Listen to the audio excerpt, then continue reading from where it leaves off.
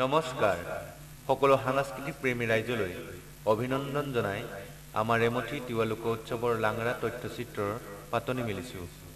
ভাৰতবৰ্ষৰ উত্তৰ পূৰ্বাঞ্চলত বিভিন্ন জনগোষ্ঠীসমূহৰ ভিতৰতে তিৱা জনগোষ্ঠীও এক অন্যতম। তিৱা কেৱল এক জনগোষ্ঠীয়েই নহয়, ই এক জাতিও। এই জাতিটোৰ থাকিবলগীয়া বৈশিষ্ট্য তথা গুণসমূহ যেনে নিজা সাজপাৰ, ভাষা, কৃষ্টি, সংস্কৃতি, ধৰ্মীয় পৰম্পৰা আদিৰ উপৰিও এক বিশেষ ভৌগোলিক সীমাৰ মাজত সিঁচিত হৈ আছে। অসমৰ ঘাইকৈ মৰিগাঁও, নগাঁও, কামৰূপ মহানগৰ, কাৰ্বি আংলং জিলা লগতে অসমৰ ধেমাজি, লখিমপুৰ আদি কোনো ঠাইত সিঁচিত হৈ আছে। আনহাতে মেঘালয়ৰ ৰিভই জিলাত বহুখিনি তিৱা লোকে বসবাস কৰি নিজা ভাষা, কৃষ্টি, ধৰ্মীয় পৰম্পৰা, সাজপাৰ আদিৰে চহকী হৈ আছে।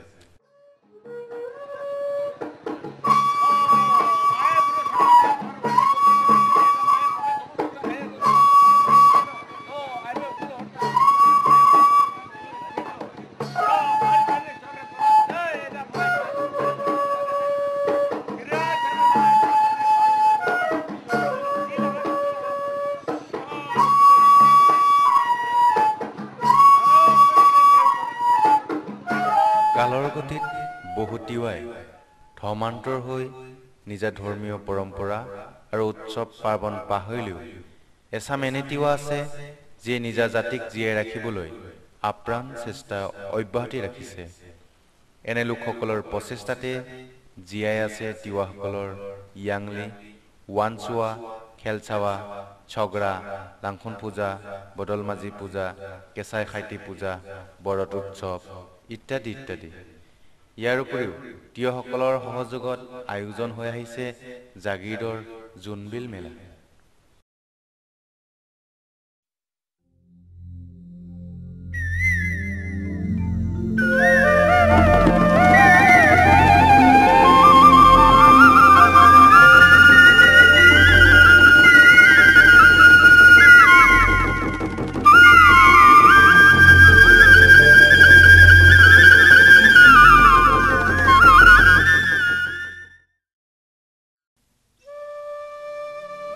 ছবিয়ে কথা কয়, ফটোৱে কথা কয়।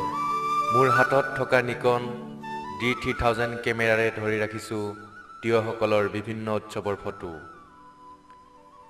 তিৱাসকল পাহাৰ ভৈয়াম উভয়ে বাস কৰা এক অন্যতম জনগোষ্ঠী। এই জনগোষ্ঠীয়ে ভৈয়াম তেতিলাত উদযাপন কৰি অহা ৱাবৰত বা উষাবৰত এক অন্যতম। তাৰে দৃশ্য এয়া। উৎসৱৰ দিনাৰ প্ৰথম সময়ত নিশা সাতঘাটৰ পানী তোলে। পুহ মাহৰ পূৰ্ণিমা নিশা বৰতৰ গীত মাত আৰু পাতি ঢোলৰ গুণগুণনিত পালিত হয় এই উৎসৱ। নিশাটো বিভিন্ন নিয়ম নীতি মাজেৰে পালিত হয় এই উৎসৱটি। এইবেলি 2012 চনত পালিত হোৱা উষাবৰতলৈ নিমন্ত্ৰণ পাইছিলোঁ সেই গাঁৱৰে আৰু এই উৎসৱৰ লগত লাগি থকা শ্ৰীযুত ৰত্নেশ্বৰ বৰদলৈৰ পৰা। তেওঁৰ নিমন্ত্ৰণ ক্ৰমে কাৰ্বি পাহাৰৰ বন্ধু ধনীৰাম মাছলাই আৰু ধীৰাজ পাটৰ সৈতে আগমন কৰিছিলোঁ উৎসৱস্থলীলৈ। তাতে লগ পাইছিলোঁ তিৱা নাচৰ গুৰু নাদিৰাম দেউৰীক। নাদিৰামে বৰতৰ গীতসমূহ সংগ্ৰহ কৰি এখন অডিঅ' কেছেটো নিৰ্মাণ কৰিছে। নিশাটো বিভিন্ন মুখা পৰিধান কৰি নাচ গান কৰা দেখা যায়। কোনোজন বান্দৰ, কোনোজন চৰাই, কোনোজন বাঘ আৰু কোনোজন অন্য কিবা। ধুনীয়া তিৱা সৰলাই মিঠাতেল চাকি জ্বলাই নিশাটো পোহৰাই ৰাখে। পুহমহীয়া ঠাণ্ডাত কঁপি কঁপি ফটোকেইটা লৈছিলোঁ আনন্দ মনেৰে। বৰতৰ গীতৰ তালে তালে মোৰ যেন নাচো নাচো মন গৈছিল। পুৱাতে 4জনী বৰত কুমাৰীক পীৰা খেলাৰ নিয়ম। এই খেলত যিজনী জয় হয় তাইক তেতেলীয়া ৰজাৰ তৰফৰ পৰা পুৰস্কাৰ দিয়াৰ নিয়ম। শেষৰ ফালে আয়তীসকলে বিশেষ গীত মাতেৰে বৰতক বিদায় দিয়ে। এই বৰতক বোৱতী নৈৰ পানীত উটুৱাই দি আশীৰ্বাদ লৈ ঘৰমুৱা হয়। আমাৰো কাপোৰ লেতেৰা হ'ল, ঘৰলৈ আহিলোঁ। খেল চাৱা। চিলাগুৰি অৰ্থাৎ শিলিখাগুৰি। চিলাগুৰি গাঁৱৰ দৃশ্য এয়া। গ্ৰীষ্মকালৰ এটা বিশেষ দিনৰ বুধবাৰে উপস্থিত হৈছিলোঁ বন্ধু ৰাজেনৰ সৈতে খেলচাৱা উৎসৱ চোৱাৰ উদ্দেশ্যে। তিৱাসকলৰ প্ৰায়খিনি উৎসৱ কৃষিৰ লগত জড়িত। চামাদিৰ ওচৰতে দলৈৰ চোতালত আয়োজন হৈছে খেলচাৱা উৎসৱটি। খেলচাৱাত নৃত্যৰ উদ্দেশ্যে লানি নিচিঙা, পাণ্ঠাই আৰু বিশেষ বিষয়ববীয়াসকল।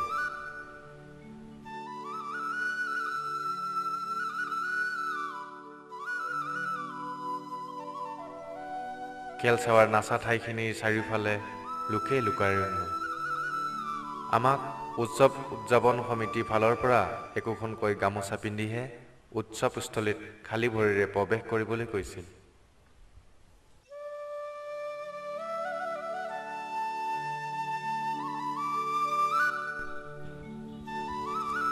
খেলচাৱা নাচৰ সময়ত এক মাছ মৰা ভংগীত এখনি আমোদদায়ক পৰিৱেশ। এক বিশেষ ভংগীমাত প্ৰদৰ্শন কৰা উৎসৱৰ নাচৰ আনন্দই সুকীয়া। নাচ চাব অহা সৰলাৰ দুকপিমান ফটো নামাৰি নোৱাৰি। আগৰে পৰা খেলচাৱা উৎসৱত খাপ পিটি থকা মুৰলীধৰ দাস ডাঙৰীয়াক লগ পাইছিলোঁ। তেখেতে তিৱা লোক উৎসৱৰ ওপৰত কিতাপ লিখিছে।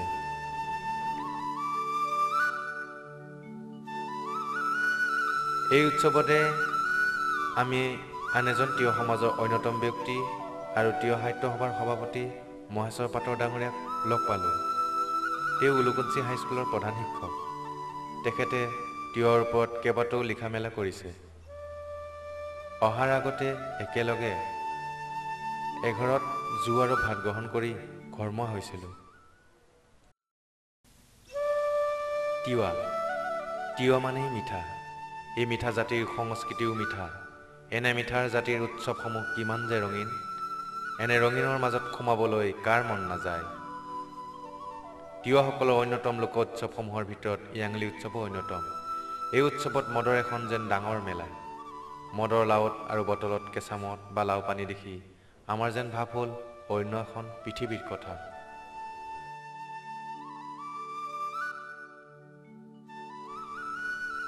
কোমন সৰলায়ে হাতত জু বটল আৰু লাও দেখি মই যেন সোমাই পৰিছোঁ এখন বিস্ময় জগতলৈ। পাণ্ঠাইসকলে হাতত ঢাল তৰোৱাল লৈ ইয়াংলি নাচ প্ৰদৰ্শন কৰিছে।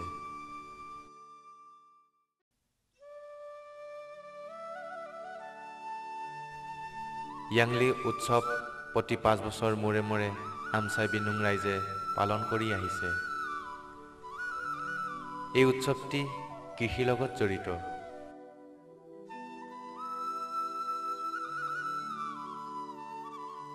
বেলি লহিয়ালে আমিও লাও পানী এঢোক মাৰি ঘৰমুৱা হ'লোঁ। কাৰ্বি আংলঙত প্ৰতি বছৰে পালিত হৈ আহিছে ৰাজহুৱাকৈ তিৱাসকলৰ লাংখুন উৎসৱ। 2009 চনৰ পৰা অক্টোবৰ শেষৰ দিনকেইটিত উদযাপন হৈ আহিছে এই উৎসৱটি। আৰু তাৰে কেইটামান আলোকচিত্ৰ। এই আলোকচিত্ৰসমূহ 2010 চনত আয়োজন কৰা আমচাই গাঁৱৰ।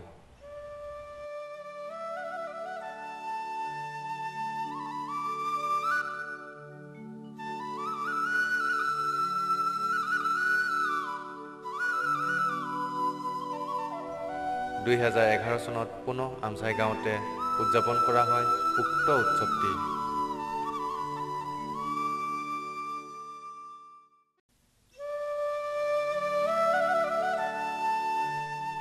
2012 চনত বন্ধু ধীৰাজৰ সৈতে মৰ্টেনত উপভোগ কৰিছিলোঁ পুনৰ একেই উৎসৱকে।